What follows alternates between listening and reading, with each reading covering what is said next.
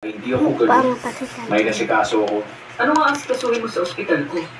Kayo po, ma. Namiss kita, ma. Hoy! Ang may channel doon suot mo.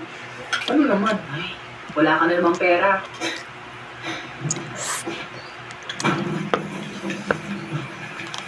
May tanong ako.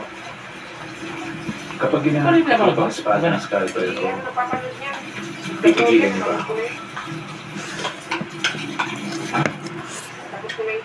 Ano sinasabi mo? Paano po kung iba kami ng desisyon ni Ang Papa? daming ganyan, no? May masama at saka malagay na pinagdaanan ni tao gusto. Gusto ko siyang tulungan magkiganti.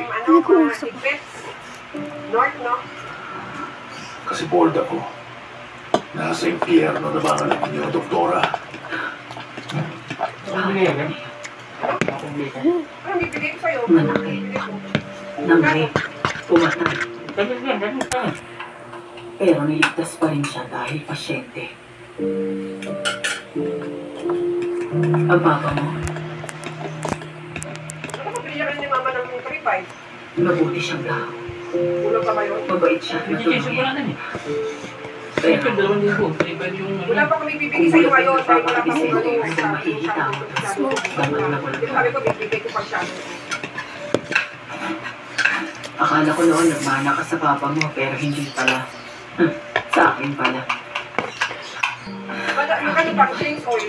May nawala pa rin to? 1-4 na lang. Ano gusto mo gawin sa akin? Libre na yung parang... Humingi ako ng Libre na yung pabor libo. kasi kinabahan ako. Kaya ang gusto ko sabay. Ano ba kasi yan? Papagawa mo dun. Yung papagawa. Report Linis lahat. sa nangyari kay Zoe. Bibili mo Kaya lang sinabi ko na lahat kay Kaya Mama kailangan nun. every ano? Hindi, kaya nga sabi. Paano ko nakuha to? Siya nakakaalam nun. Palinis muna. Yun din, wala problema. Nagbigay na si mama eh. Yung chainsaw lang talaga ang kailangan natin. Yun naman talaga yung gagawin natin, di ba?